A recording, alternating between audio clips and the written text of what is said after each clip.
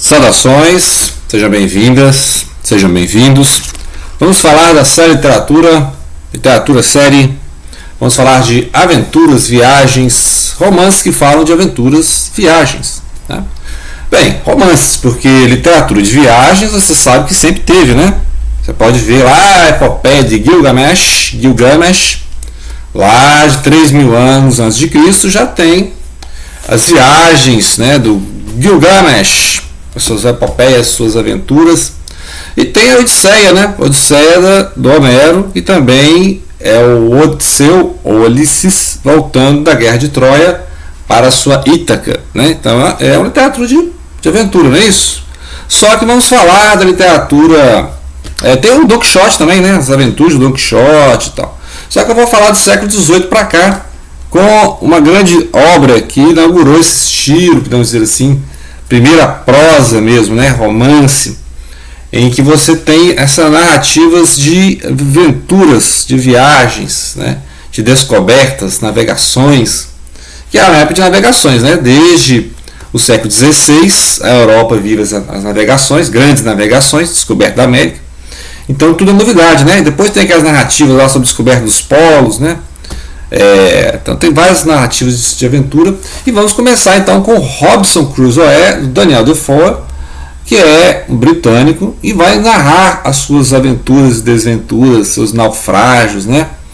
E é aquela época que os ingleses estavam ali colonizando, né? O Ocidente e o Oriente, né? Começando o Império Britânico, onde o sol nunca se põe. E aí é aquela época que precisaria descobrir a Austrália, né? Então estava começando mesmo. Então o sonho dos britânicos era domar o mar, né? E na época do Império Britânico eles tinham a maior marinha, né? Ali no final do século XIX para o XX eles tinham a maior marinha do mundo. E é o pessoal marinheiro mesmo, o pessoal que desbravar os mares, né? Daqui ele é o cidadão que quer descobrir. Como é que naquela época, né? Em 1719, olha o título do livro, né? O título do livro é uma página, né? Olha o título do livro, né? A vida e as estranhas, surpreendentes aventuras de Robinson Crusoe de York, marinheiro, que viveu 28 anos totalmente só numa ilha não habitada na costa da América, próximo ao embocador do grande rio Orinoco, que foi lançado à praia em virtude de naufrágio em que todos os homens pereceram, exceto ele mesmo. Seguido de um relato sobre como foi no final estranhamente liberto por piratas, escrito por ele mesmo. Então é o título do livro, né? As aventuras de Robinson Crusoe. Então, resumindo a história, ele vai, né, pegar os seus navios, fazer, né, descobertas, vai parar na África, depois da África ele vai parar no Brasil, para você ver, e vai fazer uma plantation no Brasil, né, uma fazenda. Até no Brasil ele viveu, né, no Nordeste. E aí depois ele volta para a Grã-Bretanha, né? E aí vai outra aventura, e está sempre envolto em aventura, né? Tanto que a aventura principal, né? Ele já fala de cara, né? A frase sensacional, que ele sempre se mete em confusão. Eu guardei a frase em que aí ele veio do Brasil, né? Ele fugiu da escravidão ali quase que foi escravo na África ali, fugiu de lá, veio para o Brasil. Foi capturado por piratas, né? Coisa fantástica, assim. Cheio de aventuras. E aí ele foi plantar café, né? Foi aqui, fugiu do corsário. E aí foi pra. Aí a maldita hora em que subiu a bordo. Aí foi a aventura principal. Aí ele fala assim, de cara já fala que vai dar problema, né? Mas eu que vier ao mundo para ser o causador de minha própria ruína, não pude resistir mais à proposta do que pudera conter meus primeiros desejos de sair pelo mundo, quando reneguei os bons conselhos de meu pai. Então aí que já começa o drama. E aí o drama moral, né? Porque aí ele vai sofrer o naufrágio, né? Então ele fala, eu sou o causador da minha própria ruína. Porque ele insiste nesse negócio de viajar. O pai fala, não. A família fala, não, mantenha a sua riqueza aí, viva aqui. Ah, não, mas eu quero descobrir o mundo, quero dar a volta ao mundo. E aí ele vai sofrer o naufrágio, vai ficar na ilha deserta e ele vai ter que se virar. Então basicamente essa história, ele vai passar ali 2 décadas e vai montar lá o castelo dele lá com o resto do navio, né? Aí essas aventuras do Robinson Crusoe, que depois no final é resgatado por piratas.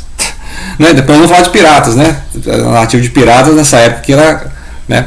E como fez um maior sucesso, aí surgiu logo uma paródia, podemos dizer assim, uma paródia, né? O pessoal adora fazer paródia, que é as viagens do Gulliver. Lemuel Gulliver, que é do John Swift, britânico irlandês, irlandês britânico, né, cara? Escreveu aqui, ó, as viagens, ó, também títulos novos que eles gostavam, né? Viagens em diversos países remotos do mundo em 4 partes por Lemuel Gulliver, princípio cirurgião e depois capitão de vários navios. E aqui é 1726, né? O outro é 1719, aqui 1726. Então você vê, já tem 300 anos, né? E as viagens de Gulliver, essa aqui é uma tradução mais, né? Porque a gente tem adaptações, né? Mas essa aqui é a tradução mesmo. E aí são as viagens do Gulliver, né? É a mesma coisa, é um rapaz que quer descobrir o mar, né?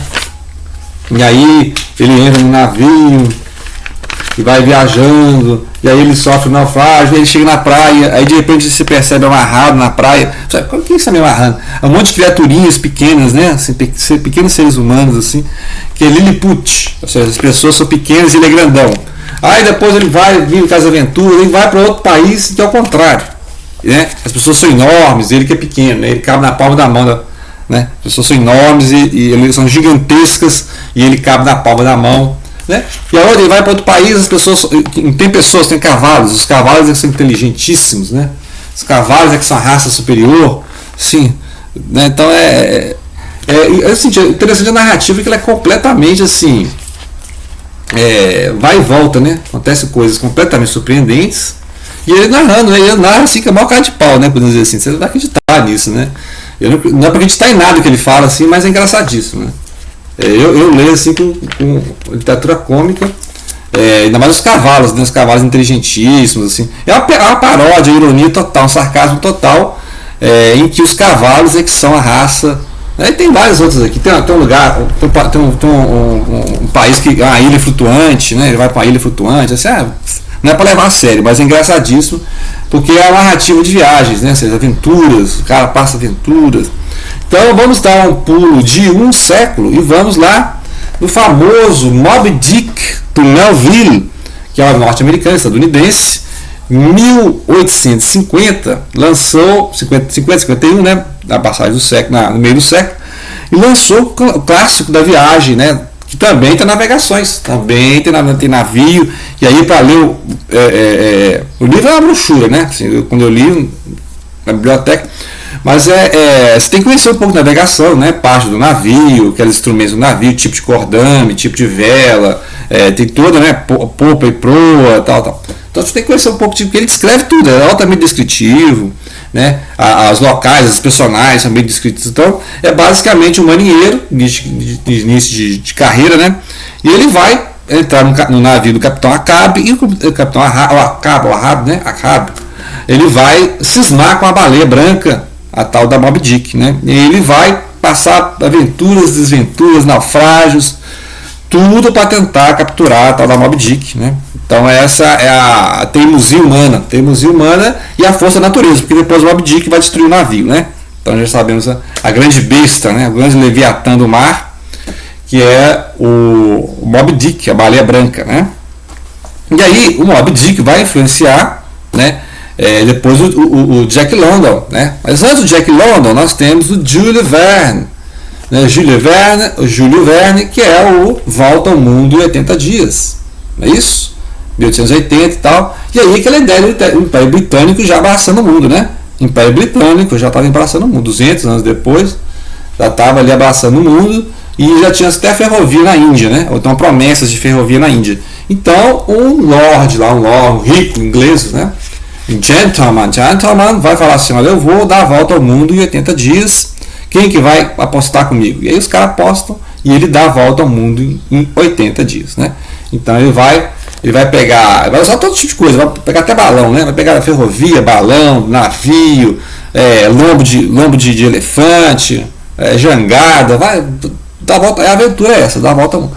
E o Júlio Verne é conhecidíssimo, né? Aqui, viagem ao centro da Terra, né? Então 20 mil léguas submarinas, né? Viagem à Lua. Então o Júlio Verne é um cara da viagem, né? Ele gostava dessas, a Terra Oca, que já fala da Terra Oca, né? Pessoal da teoria da Terra Oca, né? A Hollow Earth. Então É a viagem ao centro da Terra, o cara entra num vulcão lá na Islândia e sai no centro da Terra, onde tem outro mundo, né? Dentro da Terra tem outro mundo. Até dinossauro tá lá ainda, né? Se você bobear, até dinossauro tá lá no meio, né? E tem ali o 20 milhares de submarinos, que é aquela ideia do submarino, você vê, o cara já inventou submarino lá no século XIX, né? O cara entra no submarino e fica viajando pelo mundo, abaixo da superfície, né? Viaja à Lua, o cara dispara uma bala, né? Uma bala foguete até a Lua, você vê. Então, o Júlio Verne, né? As aventuras, narrativa de aventuras, de viagem, descobertas, né? E para ficar no conto, os contos do Jack London, estadunidense, que foi para o Alasca. Então são contos disso, são contos de navegação também, são contos de aventura, desbravando o Alasca, terra árida, fria, gélida, né? E ele vai mostrando essas personalidades, né? O pessoal que fazia mineração no Alasca, né? Lembrar que tinha aquela época a corrida do ouro, né? A Gold Rush, ali para a Califórnia, e aí depois também descobriram minério ali pro lado do Canadá, pro lado do Alasca, né? Depois os Estados Unidos até comprou o Alasca da Rússia, né? Teve esse negócio, os Estados Unidos comprou o Alasca da Rússia, porque descobriu que ali tinha alguns minerais interessantes, estratégico, né? Assim, então, melhores contos de Jack London, que ele vai contar o Silêncio Branco, o Mexicano, o Pagão, o homem, para o homem na trilha. Então vai mostrar as dificuldades, né, de viver numa região inóspita. É o sertão dele, né? Todo mundo tem um sertão é perigoso. Então tem aquelas narrativas lá das estepes, do sertão, né?